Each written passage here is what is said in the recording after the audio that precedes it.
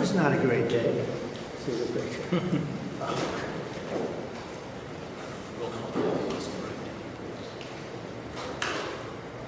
Is everything okay? You all set? Thank you very much. Thank you very much. Appreciate it. Does that change because of I don't think you need a ceasefire. Strategically, why? Well, one country or the other wouldn't want it. You have a ceasefire, and they rebuild and rebuild and rebuild, and maybe they don't want that. But if you look at the 6 deals that we made peace, and long-term, long-running wars, I didn't do any ceasefires. It's an honor to have the president of Ukraine with us.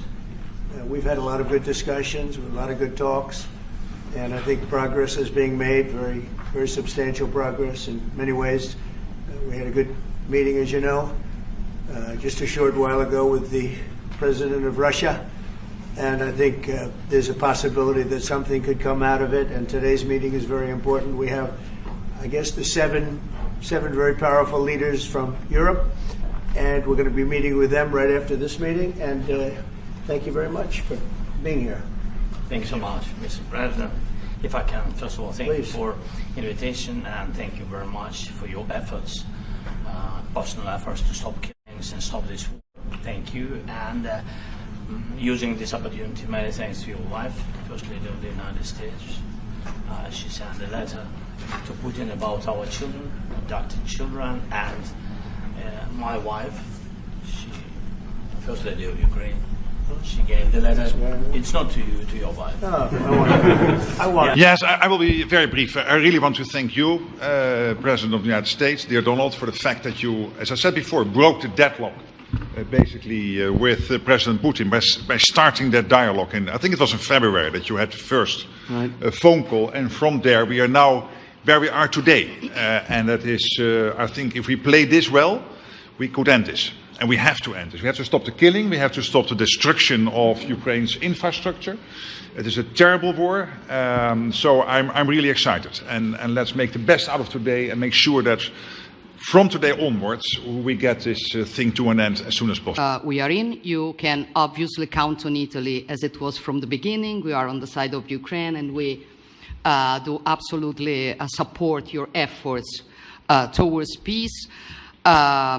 We will talk about many important topics. The first one is security guarantees, how to be sure that it won't happen again, which is the precondition of every kind of peace.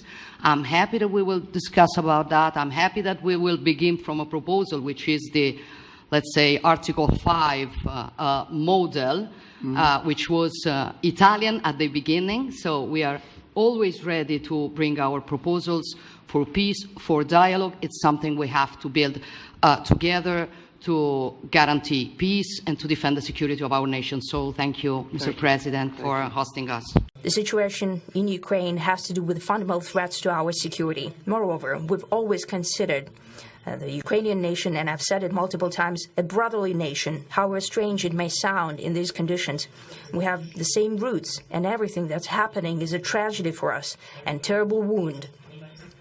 Therefore, the country is sincerely interested in putting an end to it. At the same time, we're convinced that in order to make the settlement lasting and long-term, we need to eliminate all the primary roots, the primary causes of that conflict. And we've said it multiple times, to consider all legitimate concerns of Russia and to reinstate a just balance of security in Europe and in the world on the whole. And I agree with President Trump, as he has said today, that naturally the security of Ukraine should be ensured as well. Naturally, we are prepared to work on that.